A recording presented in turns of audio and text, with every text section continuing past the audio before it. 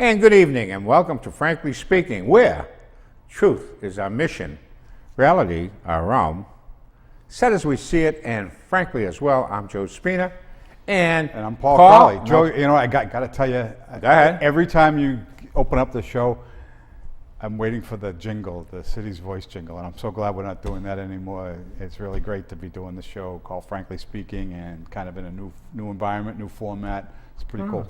Well, let me ask you this.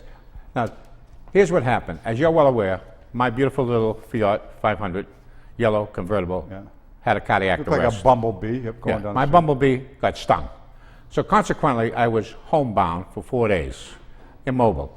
I could tell you kept sending me study material for today's show. All kinds of stuff. I did all kinds of research. I had nothing else to do. So having cabin fever, I got lucky that my granddaughter didn't need her car, and let me use it for 2 days, which meant I was emancipated. And since, as you can see, I might be lost a half a pound, I had to go fetch some food. And I'm up at Market Basket when this wonderful lady comes running up to me and she says, "Frankly Speaking, say hello to Red for me." I said, "Red? Red? What are you talking about, Red?" She says, "Red Crowley." I said, "Red Crowley?" She goes, "Yeah, my brother was his Little League coach." Yep. Okay? Her maiden name was Champa. Yep. Diane, a lovely lady. I mean, and she I was remember just her. Yeah. Devotee of the show, by the way. Yeah. And I think her husband, and Diane, please forgive me if I get it wrong, but I believe her husband was John or Jack Fay, also involved in athletics. Well, Jack Fay was the coach when I was 10 years old, when I first got on the Lynn Little League Indians. Okay. And Jack was a mailman. And he was a great guy. And then the second year, the Champa boys, David first and then Dana after him, were coming into play. They were like 11 and 10 years old. They must have moved to the neighborhood or whatever. And David's father wanted to coach, so he came down, and everybody knows the history of Dick Champa. He was like the best. A legend. He taught us, all the fundamentals, stuff that we weren't getting prior to that. And Jack was a great guy, but Dick Champa knew the baseball. This lovely, really a spectacular lady. In fact, as usual, I was there for 2 hours talking to her, right? At least. But in the meantime, while I'm speaking to her, 2 other women come up to me within 5 or 10 minutes, and now we have a chat of a threesome. And one of them says to me, "I can't wait for Wednesday night." She said, 7 o'clock, I shut my phone off because I don't want to be interrupted. I'm saying, what's going on here? Yeah, and now the third lady comes in, and she says, "Oh, that Paul Crowley, he's so nice." Oh, stop it. Yeah, I got one of those. So, Pedro, I don't know whether you put up my little thing on the screen that I wouldn't show him, that I did. Now I'm going to show you what I constructed for you. And that is That is not a picture of me. I know that, but it looks pretty good, doesn't it? A little redheaded better kid. than I looked, yeah. I'm not so sure about that.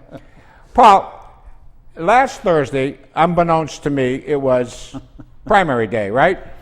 So by sheer accident, I end up down at St. Pius to vote. And by the way, I voted for myself 4 times. Did you? Yeah, I wrote my name in 4 times. Yeah. You know who I voted for? Who? Anybody but X. Anybody but him. Right below where it had the guy's name. Yeah. And then the other one was I don't care who. But not. Well, instead I voted for myself 4 times. There wasn't much on the ballot. I had to pick up the Republican ballot. It's really. You did a Republican ballot. So I did a Democrat ballot. Well, I had a Republican ballot, so in all the spots that nobody was running, I wrote my own name. So by the way, you folks at home, so for those who think that if you're a Democrat, you must vote Democrat. And for those of you who think that I'm a Republican, I'm an independent, and I actually pulled a Democrat ballot because I wanted to vote for a person who is listed as a Democrat. Okay.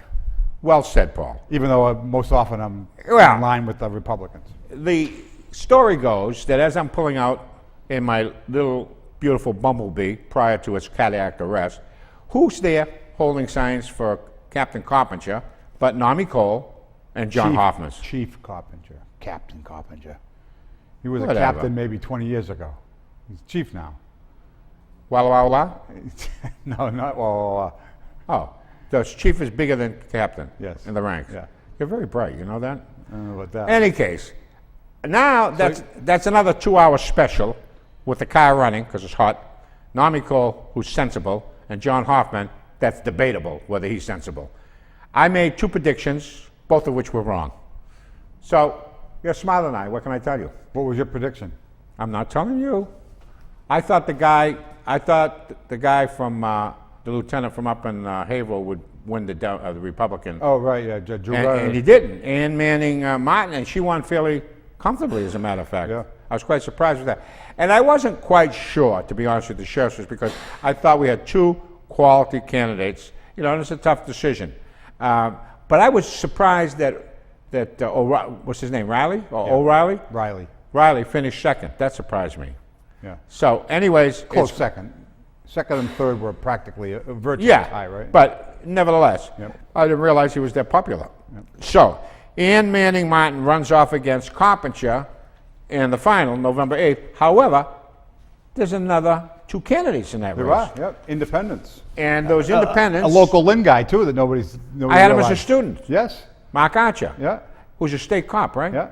Did he become a lawyer too? He may have, I don't really know. I don't know. I know his brother Steve is a deputy chief of the fire department. And I actually used to play street hockey with their brother David, who was deceased. He died a long time ago. Well, you know, he's out there hustling, doing the best he can. And Kevin Leach, who I know from way back when, he's from Manchester, he at one time was elected as the county commissioner. So he's been around the horn. Used to be a Republican and is now, like you, enlightened. So can I ask you a question? You may, maybe. Yes. So I'm enlightened now, huh? Why? Because I don't vote strictly Democrat all the time? You're enlightened because you're wise enough to vote for the better person. Yeah. Martin Luther King said, judge me by my character, not the color of my skin, right? Something to that effect, yeah. So that's the way I operate, you know, it's a character thing for me. You brought up a subject last week. Can I ask you a question about the? Yes. Because you have a historical perspective on things like nobody I know. So, Frank Cousins, Republican sheriff for the past 16 years, I think it's been? Yeah. Something like that. Who did he beat as a Democrat? Who was the Democrat that he beat? Interesting question. I don't know whether he beat anybody. And was he from Lynn? Who was it? I don't know. I think that he somewhat inherited that seat. Everett Hudson was the county commissioner. He was a Republican. You know, it's interesting that you ask who the sheriff So was. maybe we can ask the folks at home. So if any of you folks at Yeah. home, if you know who was the Democratic opponent to Frank Cousins 16 years ago when he ran initially for the sheriff's seat, please let us know in the comment section on Facebook. We'd love to know, and we'll share the answer next week. Not only the answer, but who told us what the answer was. Was it Gene Wilder?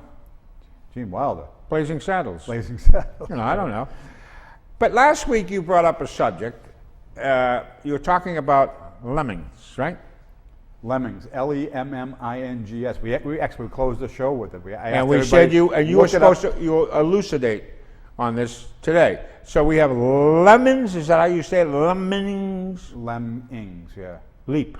You like that? Play on words? Yeah. And that's up on the screen now. And if you take a look, you see a whole bunch of your little fellas. Wait a minute, something feels wrong. And what are they doing, Polly?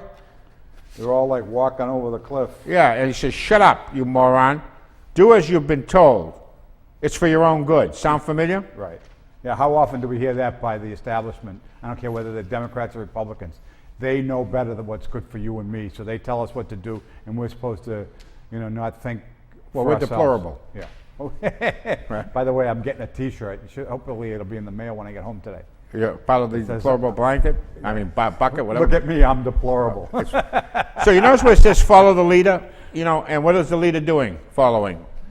So your point last week was that people ought to think before they go to the polls and take a candidate. They shouldn't be blind because they're led by the Democratic City Committee or the Republican City Committee or et cetera. Or community agitators, they like to call them. They call Even themselves, more so. They call themselves community organizers. What they really do is they run around agitating, getting people worked up about issues that aren't, that are really non-issues in my view. And they use that. They use they scare them into believing that something's going to be taken away from them unless they, vote the Democrats. I mean, it was the case when Richard Tassay first ran against John Tierney. I just remember this like it was yesterday. So Richard Tassay is a Republican, liberal, by the way, right? I think everybody would agree. Oh, He's absolutely. socially liberal for sure, right? He would have been, I think he would have done a great job as a congressman. But because he was a Republican, and because at the time Ryan, the Speaker of the House, what's his first name? Paul Ryan. Named after you, yeah, Red. right. So Paul Ryan was talking about making changes to Social Security to save it. Oh yeah, we're going to throw Granny over the cliff? Yeah, that type of. So there was all this stuff that was going out there about how the Republicans wanted to take everything away from the seniors and all that kind of stuff, which was not true at all. It was going to come into effect. You had to be under 55 to be impacted at all. So to scare somebody 65 is an unfair assessment in my view, right? So anyway, this guy Ryan wants to do these things, and what are the community agitators doing? They're going around telling all the seniors, and I see them in the senior center, they're saying, why do the Republicans want to take away my Social Security? And if somebody is telling a senior that, they're lying, because that's not what was under play. So that's why I don't really have much to say. Let me give you a reality. You brought up Obamacare. Go ahead. That's where the lemmings come in, so they do all this stuff and they buy it and they just move right along and they go right over the cliff with them. Well, we're gonna let me clear up one little thing, because you brought up and it spiked something that really aggravated me. Right. You mentioned Obamacare, did you not? Yeah. And every single last Democrat voted for Obamacare, right? Every Democrat in the House and the Senate, no Republican, correct? This is not revisionist history. Yes, right. And so it was passed by all Democrats with a simple majority too. 217 to 18. They just made over the line. Right, but they need in the Senate they would normally need 60 votes, but they claimed that it was. Yeah, they changed it to a simple majority as opposed to a super majority. Which could be argued that it was illegal. Right, that is when Scott Brown got elected. Right. All right. So, I substitute. Yes. So last Friday, I went up to English High School, and the general pay for a day of subbing, folks, it's above the minimum wage. Actually, it's below, $75 for the day, okay? Which is okay, because it keeps me from spending money foolishly, occupying my time. Well, anyway, yesterday, I get a notification on my email that there'll be direct depositing into my savings account my check. Would you like to know from the $75 what my net amount was? If I had to guess, I would say $60, $55, $60. How about $22.07? In other words, $53, we'll round it off, $53 of my 75 was taken out. Taken out. And what are they doing with that? Well, part of it has to do with this new Obamacare tax that nobody wants to talk about, that everybody pays. So you should have been paying it all along, and they weren't, so they're catching up. And yeah, now they have a catch-up, what they call a Medicare catch-up, because apparently the city of Lynn was not taking that from some of the days they worked last year, and so I was assessed, and everybody else that was in my position, and so they're coming to grab it. Paul, I'm going to tell you something. If you live long enough, you're going to go broke. There's no way around it, because they tax the crap out of you. Folks, you want to vote for Hillary? Be my guest, go broke quicker, because that's what's going to happen. Unless you expand the base, the revenue source, unless you cut taxes so that we can live, it's a disaster. And we'll get into that. Now, back to your lemons. We have this guy called the Lone Survivor. I dubbed him the Lone. He's the only one that hasn't jumped the cliff. Now, right below that, which I happen to think is a smart one. With the helmet on and the... No. This is before the helmet. Now, all of a sudden, you got this guy, I would call him probably the Democratic City Committee leader, whomever that may be, and they're at Lemon's Leap, right? Right. And barking out orders. Hey, you, and I think you know who I'm referring to. Right. And what do you see over there, Paul? Me? I see you. Yeah. And how smart are you? If I'm going over, I'm not going over. You got your parachute. You're ready to get your parachute. And this guy is trying to drill you out because you got a parachute. Now, there is something prophetic about that. Right, Because as a city councilor, guess what? That's what they were saying to you. Yeah. When you were in politics, they're yelling the script. And, hey, you over there, you know what I'm talking I about. wasn't following the leader. Oh, you weren't jumping off that cliff, no. Not without the parachute. Right. That's pretty cool. That's You like that, don't you, huh? I do, yeah. And moving on to journalism, because that is a topic that we've been discussing often. If we could get up the journalism, just the definition, and it's your turn because I'm getting hoarse here, Paul, and you don't have enough You speaking gonna let me time. talk? Yeah, I am. Go ahead. Journalism. Yeah, so we want to define journalism, right? It's up there. You got to read it. Well, you know, and the context is good because now they're talking, the FEC, the Federal Election Commission, is trying to regulate what the people, you know, the citizen journalists, they call them, what they're allowed to say on the internet. Is Oh, what in they're other trying words, to- they're going to censor, right? Right, they're going to say basically, suppress. they're going to say anything that they don't agree with is not allowed. Well, of course, because, you know, wipe out the Second Amendment, then work on the First Amendment, and before you know it, we'll all be going to the gulag. So what we really need to talk about before we get into what the definition of journalism is this thing that they refer to as the fourth estate, right? So there's the three estates. There's the executive branch.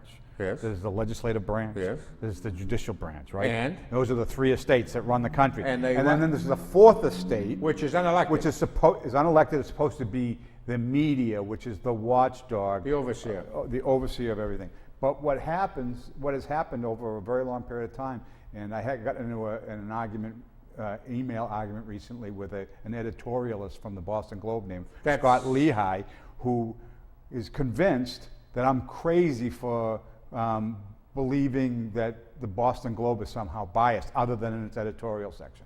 Paul, before we get into journalism again, using yours, everything you said is coming forth because you and I are on the same track. Right. The fella who owns the Globe, by way of the Boston Red Sox, right? no, by way they don't belong by the John Henry owns them, doesn't he? oh, it's no longer Carlos Slim who owns the New York Times. I think the New York Times sold it out. Okay. But there was a condition, is they had to maintain the same journalistic standards, which were no standards Which at all. means bias. Okay. So, journalism, folks, the work of gathering, Paul, writing, editing, and publishing or disseminating news through magazines, newspapers, or radio and TV. Right. So you and I are city journalists? No. Because we don't disseminate anything. We're a lot of what we're saying is our opinion. I think Pedro puts it up on the screen there before the show, right? We will do. We'll get to where it. it basically says that these are our opinions and our opinions only. But some people who actually show and talk and do as we do, quote unquote, pundits, etc., analysts, try to pretend that they're journalists, don't they? That's the point I was trying to make. Who's that? So you who's and I that are not Greek, journalists. That Greek guy on ABC that used to work for Clinton. What's his name? Which one? Stephanopoulos? Stephanopoulos, right. Yeah, So, he's not a journalist. He's not an a journalist, advocate. but he not only does he portray himself as a journalist, the media empire that has the contract with him to do his show wants everybody to believe that he's a journalist. How come CNN and MSNBC are the only two stations that care about David Duke? They're obsessed with David Duke. Right. No matter how many times he's been disavowed, they bring up David Duke. Because they think that they can, if they can attribute David Duke's bad behavior to Donald Trump, back to the deplorables thing, then they might have a chance of undermining Trump's candidacy. That's right. And then the Attorney General of New York suddenly, who's a Democrat in support of Hillary Clinton, suddenly is going to look into the Trump Foundation. I mean, that's hilarious. Right. Well, you know what? That is hilarious. All the power to them. I think that it's probably equally important that they look at the Trump Foundation as they look at the Clinton Foundation. But I think what you're going to find is the Trump Foundation is probably, you know, in terms of its stature, it's a lot smaller, and it probably does a lot better work too, because the money that's actually being distributed is probably 90 or 100% actually going into the charities or the needs, whereas the Clinton Foundation, aside from the pay-to-play stuff, wait a minute, is 90% administrative costs. So they're paying all their buddies. That's a given, but folks don't understand that. So they the media will turn around and tell you about all the good work that they do. So they might do one good thing, but they've done 10 bad things, and all of a sudden that exonerates them, and you wash away the 10 bad things. This is why they're dishonest. You know, they don't tell the full picture. What's that group that Haywood works for? Who? Haywood.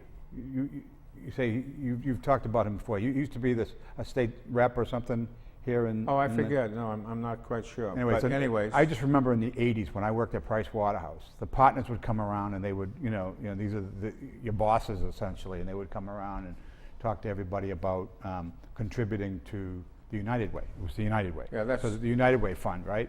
And so they had an expectation that all of the staff would contribute 5% of their salary to the United Way at a minimum. And so it wasn't something that they would just send a memo and you could do it if you wanted to. They put the pressure on you to do it. That's a tax, Paul. So this is in the 87, 88 time frame. All right. So I contributed just like everybody else. Everybody else felt the pressure and did it. We all did it. You know, whether we wanted to or not, whether we fully understood the United Way and what its mission was, and all that kind of stuff. Shortly thereafter, it was determined that what the partners were doing at Price Waterhouse was they wanted to be viewed positively by the social status that came with being a big contributor to that. So what they would do is bundle all the contributions by all the staff, and they would be $1 million donor or whatever. And then the word came out that 90% of the money in the United Way collected for donations is paid to staff to administer and to generate fundraising, just like the Clinton Foundation.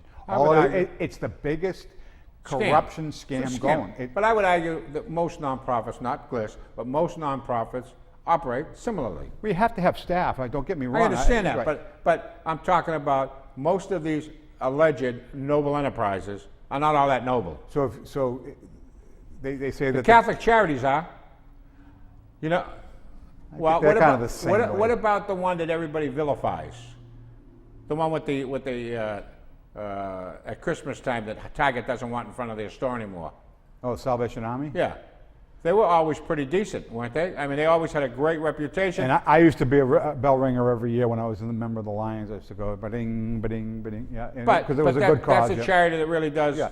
Oh yeah, they're doing yeoman work every day. Yeah, and then Target doesn't want them. But the Clinton Foundation, it's really to build the empire. We're going to get to that. Let's move along because we got a lot to go through. All right, media. You talked about the Fourth Estate, Paul, yep. And we just had something going up there that shows you the Fourth Estate. You're absolutely right. Oh, you were going there too. Of course, sorry, Paul. I said we. I didn't read this. I'm sorry. Yeah, if you did your homework, you'd realize. The main means of communication, that's media, especially television, radio, newspapers, the internet, regarded collectively. And I would throw in Hollywood. Absolutely. Okay. So the Fourth Estate that you talked about. Now, what are the synonyms? The synonyms, the press, the Fourth Estate, the news, the papers, broadcasting. And I've listed a whole bunch of outlets, local outlets that people do, the Globe, the Herald, right. Lynn Community TV, the Drudge Report. The Lynn Journal. The Lynn Journal, absolutely. Questionable, the Lynn Daily Item. We can talk about that. And on it goes there. And by the way, speaking of the Journal, I've been reading that paper on weekends now. First of all, it's for free. Yeah. Secondly, it's got some content to it, Paul. It absolutely does. And I'd like to see that expand a little bit because they're doing some pretty decent investigative reporting. I actually talked to somebody over there. I'm going to see if we can get somebody to come on the show. Maybe we can talk a little bit about some of the new things that they're doing over there. It's a great idea. They really want to expand their editorial page, and they want to create a letters to the editor kind of environment. So we should talk to them about that. Thing. Maybe we can get you to write regularly for them. Oh, I don't know if the people would like what I write. Well, but see, the thing is, get somebody that writes from your point of view and get somebody that writes from a different point of view. I don't think all we can have debates in the. But here's what troubles me. I don't believe in fair and balanced. Everybody talks about the Fox News being fair and balanced. You don't have to have, just because you have one voice on, doesn't mean you have to have an opposing voice. Because there aren't equivalencies. I mean, if you're going to have a Christian, if you're going to put Jesus on the show, you have to put Lucifer on? That's a good point. I mean, is there insanity in Right. that? Right. So some views are far more... It's not just right and left. Sometimes it can be right and wrong, right? Precisely. Very good. Well, you are astute, Red. Right. Speaking of Red, the fight for freedom, otherwise known as propaganda. Remember this guy, Che Guevara? You know, the darling of Cuba? Right. You know, the hatchet man that all the academics fell in love with while they were in college? Right. Okay. And he single-handedly converted all of Cuba to a totalitarian regime. Well, he did it by a thing called propaganda, which is, you mentioned that there are those in this country who are looking to curb citizen journalism and the First Amendment, which is PC. PC is fundamentally curbing free speech. So propaganda, by definition, is information, especially of a biased and misleading nature, used to promote and publicize a particular political cause or point of view, which is exactly the point you were making a little while back, about how people impose their views, right? That's right. Yeah. Part of the Lemon Leap program. Yeah. Okay. Absolutely. If you want to be left alone, you do what you're told. A lone survivor? Yeah, you do what you're told. If you don't do what you're told, they will spew all kinds of ad hominem and. Wait a minute. Let me get this straight. Are you saying that they may call you a homophobe? I think they did. What about a racist? I think they call and a misogynist and a sexist. They call me all those things because You're xenophobic too? I'm in that basket of deplorables, I guess. Really, right? Paul? Yeah. Folks, are you in that basket of deplorables? Are you? Because there are those out there who say you are. And they're running for president of the United States. That's deplorable. So she says that half of the people that are supporting Donald Trump come out of are connected with this basket of deplorables. That means either you or me. Oh. You know what I mean? Yeah. Now, a synonym for propaganda, or synonyms, is indoctrination, Yep. which you allude to, brainwashing, and I love this one, newspeak. Newspeak. That's from Orwellian. That's Orwellian thought, yeah. newspeak. So what was the first one? Indoctrination. Indoctrination. That's probably one of the more scary things because this day and age in the education system, and this is kindergarten, elementary school, middle school, high school, undergraduate, all the way through the education system. There's less being taught about, mathematics and true history of the world, and there's that, they try to indoctrinate you into buying into their philosophy. And all you have to do is look at the supporters, the millennials who supported Bernie Sanders, right? Mm-hmm. These people have been going to college. They're all young, just got out of college and so forth, and have been, quote, indoctrinated for the whole time they've been in school. And what are they doing now? They believe that the best thing in the world is for us to go to a socialist society when we were the fastest growing and the most powerful and advanced country because we were anything but that all along. All the countries that try to go socialism are all trying to figure out how to fix the problem now, and we're talking about going in that direction. Probably. So they've all been indoctrinated. Let's talk about two things that are important in this vein. First of all, let me point out that the antonym for propaganda is truth. Is that right? No, I wrote that down. Okay, well, It's my concept. but it It's makes true. sense. It makes sense, Right. yeah. Because that's the sanitizer. Okay, education, indoctrination. Those folks, I brought you a book by Tom Wolfe called The Electric Kool-Aid, right? The electric Kool-Aid acid test. Which is all about the 60s. The guy who wrote One Flew Over the Cuckoo's Nest, that's what it's about. Ken Kesey and others. Ginsberg, who was a beat writer. We had one from here, Kerouac. In effect, those folks in the 60s, when I was a young puppy, included Bernadette Dawn and William Ayers, Right. who blew up buildings. Right. They were like the first generation terrorists. I'm talking about malicious terrorists. They destroyed and tried to. Right. They were All- the early supporters of Barack Obama. Right. Right? They're part of the royalty of Chicago, correct? And they're trying to change everybody, go to this PC world, indoctrinate everybody. But how were they rewarded, Paul? They're both full professors in academia.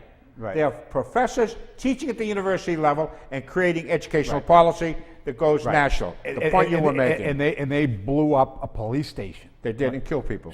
Right. So they did that, and Donald Trump has these marginal things that the CNN likes to bring up. But what does Donald Trump want to do? Does he want to monopolize education? No. He wants to Choice. give choice. Right. And they cannot stand that idea, because if you have choice in education, how then can you indoctrinate?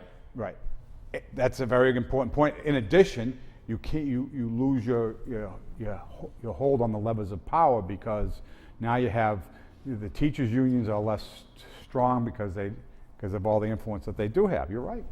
You know that, and that's, by the way, you know, we've talked in the past about Obamacare, how that was taking over 1/6 of the economy. Before that, it was the education. And $53 of my 75. And I was talking to somebody at lunchtime today, and I think that the next thing that they go after, if we let them, will be the retirement accounts. Oh, no question. That, you know, the pensions and all that kind of stuff. You've been very prophetic, Paul. A lot of stuff you do. I want to quickly go over what a reporter should do, because there's distinctions between a reporter, journalist, pundits, and things of this nature. A reporter, what a beautiful graphic this is, by the way, is a person whose job is to discover information about news, events, and describe them for the newspaper or magazine or the radio and television. So fundamentally, is a news gatherer, describe them, and get it out to us. Would you agree with that? You're right. All right. But that's a narrow definition, though. You know, it's, you know, I mean, I could quote, report to the audience out there that, I don't know, that Joe Spina is, you know... Metrosexual. Metrosexual, Yeah. there you go, all right? Whatever that means. But where it's my opinion versus a fact, you know, I'm not really reporting. I mean, I think you have to really narrowly define the term reporter. Somebody who is reporting, it is their responsibility to report facts and accuracy, not opinion. Basically record, right? All right. Folks, the pundit. Ooh. The pundit. I see these two talking heads, you and me. And folks, I'm going to read this in all seriousness to you. So, Paul and Joe, beware the pundit. You know, this is like a fairy tale, you know, Big Bad Wolf. right. Beware the pundit, a supposed expert. You notice that? Yeah. Who imparts deep knowledge to us more ignorant folks. That sounds a lot like the Clintons and the liberal left. Pundits are often, guess what, blowhards, mere hacks, and you might as well not to take what they say with a pinch of salt. So, Paul, I hope I'm not a pundit, and I hope you're not a pundit, Well, because if you accuse us of being that, I think pundit is a better description of us than reporter is, right? Wouldn't you agree?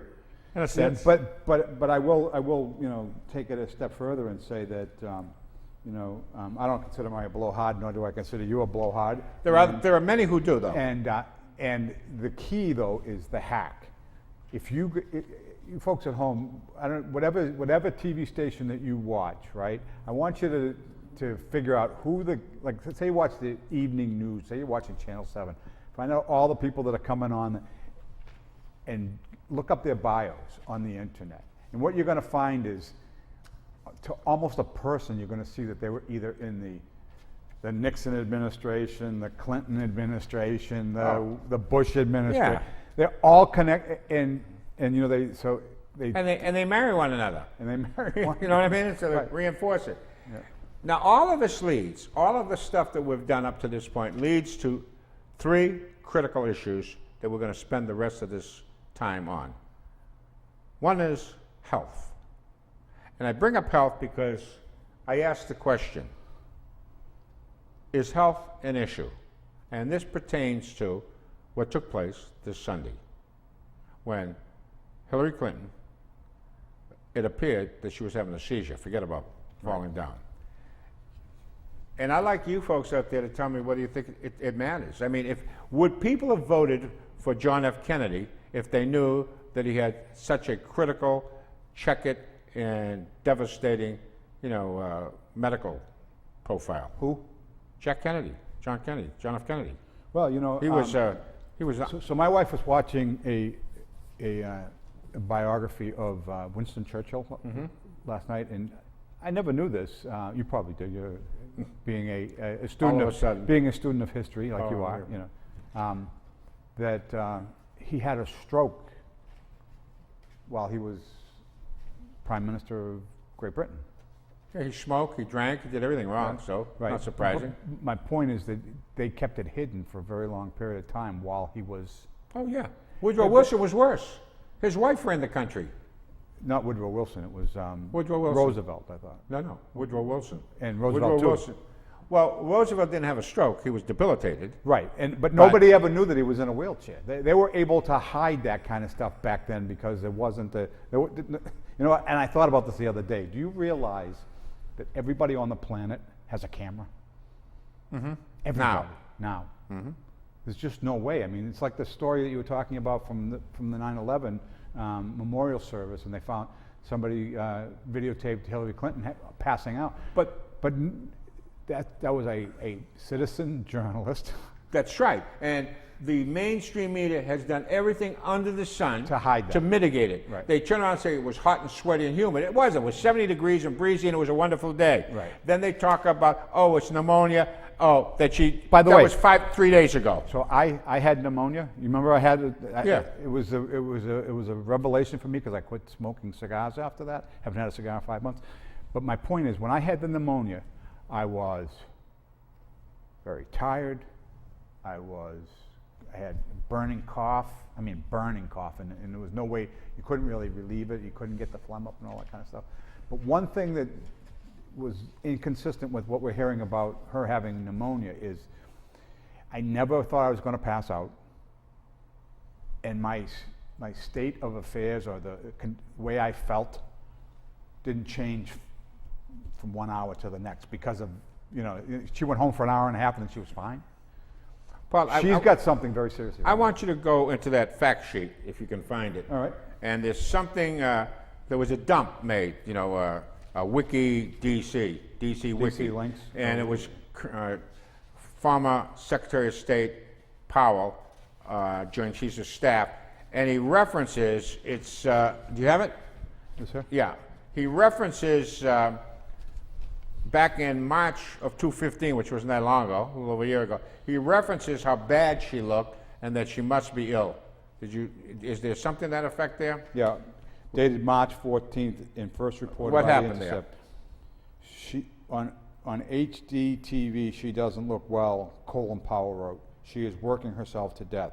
Powell's leaked private emails were released by the website dclinks.com.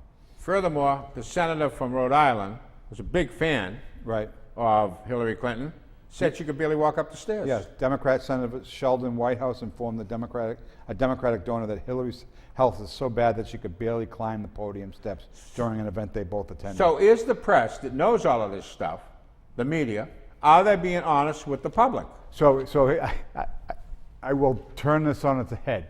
So they say that our comments, a week ago, they were saying that any comments about her health was a conspiracy theory, right? Of course. And so also sexist. Right. So I will turn that around and tell you that every effort on their part to characterize our points as conspiracy theory is a conspiracy theory in reverse.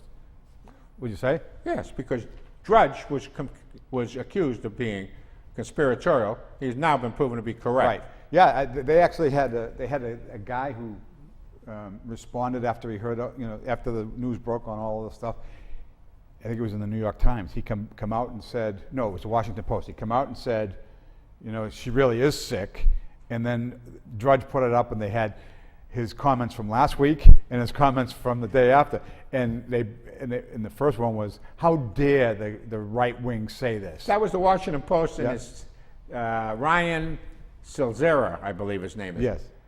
let me ask another thing, because this is how dishonest the press has been. All of a sudden, what was that fellow's name that ran the Obama campaign? Plouffe, was that his name? Yeah, Pluff. Plouffe. What do you want to, you know what he says? Oh, by the way, he said, Donald Trump is the heaviest man to run for president, heaviest person to run for president since Taft. Right. I mean, give me a break. Well, Would you? you I know, the mean, is interesting that a thing- weak comeback? Oh yeah, well, the thing is, the guy's dogged in his determination. Trump is, and you know he does look heavy when he's going around, but people don't realize he's got one of those Kevlar vests on because he's now a target, you know, because he's a candidate, you know. That's why he's surrounded by Secret Service and he has a vest, so in case somebody shoots at him. So Hillary Clinton. But that's the same for all presidential candidates. Of course. Yeah. So Hillary Clinton health should be an issue, and I want to ask you this, Paul, before we get on to the last two topics. Let's assume that she has to, for sake of argument, hypothetically, has to leave the race for health reasons, okay? And they replace her with someone else. Mm-hmm. Early voting has already started. So all of those votes that went to her, all those people that voted for her that would have voted Democratic, that vote is thrown out the window. That narrows the universe of Democratic votes, doesn't it? That's a good point. I hadn't thought about that. But the Democrats will try to find a way to make them count. They're going to try to, but that's why they're not going to replace her. Because the early voting is stopped. By the time they replace her, that's 3 or 4 percentage points in Trump's favor because they can't transfer the votes for her onto their candidate. Right. Well, you know, that you know, you're onto something there. I hadn't thought about it that way. I kind of looked at it the other way. I was concerned that if Hillary Clinton withdrew or for medical reasons couldn't continue, that it would breathe new life into the Democrat side of things, and they would get a candidate quickly who would not have nearly the baggage that Hillary Clinton has. Would and Obama be interested in that? What being a third termer? Could he justify or rationalize it? Well, what did he say? He says, they're kicking me out in 5 months. So he doesn't want to leave, I can tell you that. He likes being the king. They have a problem here because of early voting. It came back to bite them. Remember? It's their idea, It right. was their idea. Right, because what they do is they really push their organizations to get people out to vote early. Because they're not saying vote your conscience, but get out to vote. They're just getting all their people out to vote before any bad news can come out. Of course. Yeah. Deplorable. That's the other big issue over the weekend. Deplorable, deplorable, deplorable. And this is what she had to say about Trump's voters, or half. But actually, she actually had her aides come out, her, what do you call them, surrogates? Surrogates, who yeah. said, actually, she was wrong because she should have doubled down. Now, they were saying that she actually should have said 100%. They weren't backing off of it, her surrogates, Right. speaking for her. Now, deplorable. Would you like me to define deplorable? Yes, Well, it goes like this. Disgraceful, shameful, dishonorable, unworthy, inexcusable, unpardonable, unforgivable, despicable, abominable, is that how I said? Contemptible, heinous, and deplorable. So basically, NG. Hillary Clinton says that half of Trump's supporters are all of those things you just said. Over and above that, her surrogates are saying all of them. Right. And add to that, misogynist, Sexist, racist, homophobic, and every despicable term that you can think of, she has Right. foisted onto me, because I'm a supporter of Trump, and everybody should know that, Yeah, I am etc. too. Yeah. Now, the worst part about it is she turned around and she said, on top of it, guess what? What's that? Irredeemable. But those people, the shoot people that they put in a can, those murders, they've been rehabilitated. We got to get them out, right? Oh, yeah, they've been rehabilitated. You know, Guantanamo, they're rehabilitated down at Guantanamo Bay. But anybody who disagrees with her is irredeemable. irredeemable. Any Trumpite is irredeemable. And by the Whatever way, sin they and by, had, and by the way, Yeah. you know, all the crap that they're spewing about these people that are deplorable in her eyes, Yeah. the only thing that she doesn't like about them is that they don't like her. Over and above other things. Listen, let me ask you something. Did you ever hear a guy named Jeremy Epstein? Yeah. He has a plane that they call the Lolita Express. You know why they call his plane the Lolita Express? He's the guy that was convicted of Being a pedophile. being a pedophile. He has young, Flies out of the country. yeah, he has young girls. He has a place down the Virgin Islands, and up on that plane is, you know, like Playboy. You can do whatever you want. Who is registered to have flown on that plane at least a couple of dozen times? Bill Clinton. That's right. Now, she has the audacity to call me deplorable or other people deplorable. They have the audacity to say, oh, by the way, he's disqualified talking about Trump because he was thrice married. Well, what does that have to do with anything? Right. You know, it's the situation. Take a look at how he raised his kids. That's a better indices, right? Yeah. Okay. Now, she and Bill have only been married once to each other. Right. How's their marriage going? It's been a marriage of convenience the whole time. How about him? Was Marriage he of faithful? Of course not. And she has the audacity. On multiple occasions, he has not been faithful. And she has, and many and she has times he violated the law. She and her supporters have the audacity to critique and moralize on others without looking in the mirror. That's unbelievable. Right. The fact that they get away with that is unbelievable for sure. The smell test. Paul, you ready for this one? I'm ready for the smell test. The smell test. This is a classic. The IRS is launching an investigation. This just came out in July. Is launching an investigation of, guess what? The Clinton Foundation. That happened in late July. Have you heard a thing about it yet? No. No. Not until All right. after the election. Oh, want to hear the best one? And it depends on who wins. That's true. But who the commissioner of the IRS Yep. is in danger of being impeached. Yeah, not really, but yeah. But I'm talking about, they're thinking about it because of the job he's done. Right. The Senate can block it, but They politicized the IRS, Yeah. which in itself is a bad thing. right. So Lois Lerner had it. Hold it. Lois Lerner, who took the fifth, took a hike. She's the one that was targeting conservative Right. groups, right? Where do you think that commissioner sent the investigation of the Clinton Foundation? To the the same exact same group that Lois Lerner headed. Right. Now, do you So in think? other words, if it's for one of our guys, just pretend and don't do anything. Hey, take a And look if at it's the one of their Justice guys, Department. Wipe them out. In the Justice Department, right? The FBI director, Comey, has got a brother named Peter. Right. Peter works for a firm called DLA. By the way, folks back at home, listen to what he's saying here. And this is not pundits talking. These are facts. We are reporting here. Go. Peter, who works for DLA, is the firm that audited the Clinton Foundation. Right. The only time it's been audited. You are an accountant. Yep. An audit can be played many different ways, can it? It can, but the most important thing when doing an audit is objectivity. Mm-hmm. And how can it be objectivity when the FBI, the head of the FBI, is in the middle of investigating them, and he's in the middle of weighing in on the veracity of their claims. Let me go back, because prior In to addition his brother becoming, James Comey, becoming the director of the FBI, he worked for another firm called Procon.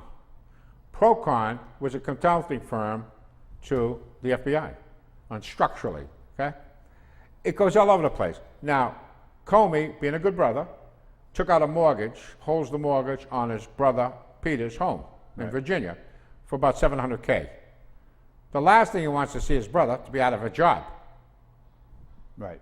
Otherwise, at a minimum, and I would argue that the reason why James Comey has the mortgage on his brother's place is so that there can be the appearance of debt, but there is no obligation to pay. I'll bet you that's punditry. That's me being a blowhard. yeah, exactly. So if you take a look at it, and nobody tells you that Comey also worked in the same firm as Loretta Lynch, who also worked in the same firm as the Iranian Mr. Khan. This is very important. Yep. People understand this. Mr. Khan, famous for saying, Mr. Trump, have you ever read the Constitution? Well, he worked in the same firm as Loretta Lynch, who is the Attorney General. Comey worked there at the same place, and they are donators to the Clinton Foundation. Right. Now, someone pointed out, this is a very important factor, that the Clinton Foundation, forget about the $2 billion, they've probably received over $100 billion, but it's never flowed. Some, you don't know where the heck it's gone. Right. And so many countries have given to it, they don't want a paper trail on it. Right. They want to keep the pressure. Same with the Republicans. So many Republicans have got involved with the Clinton Foundation. They don't want any part of it. Right. So here, over and above what you just said, I think what is also true is the foundation, the premise of a foundation is the way to, quote, legalize corruption in a big way. And that's what they're all doing now. They're all doing this.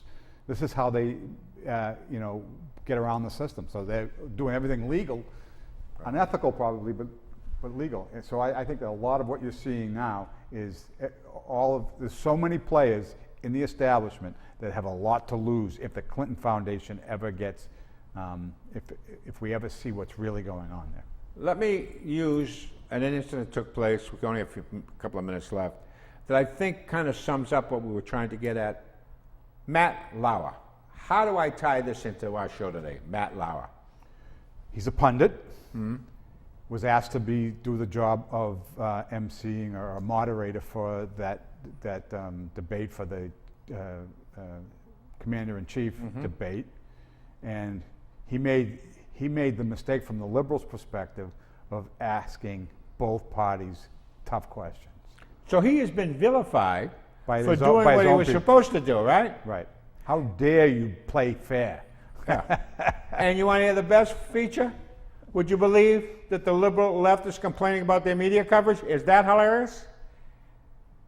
Well, Red and Diane and all of you wonderful folks out there that have been saying nice things about us, I hope we didn't. Look, we're going to try to tell the truth, Paul. Yep. As we see it. We're not infallible. Right. And we want to hear what your thoughts are. So, until we get Tell the 'em how. call-in show, you can go to our Facebook page and you can leave comments there. We'd love to have you do it. And we try to read them as much as we can. In fact, we don't have time? We don't. No, we don't. No, we got to So wrap. we'll have to read the comments that we've got this week, next week. Until We're then, sorry about that. We're sorry about it, folks. Until then, word of the week, I want you to think about this. Look up the word sophistry. Let's talk about sophistry next week, because I always found that to be an interesting word. Yeah. For all of us here at Lynn TV, have a great week.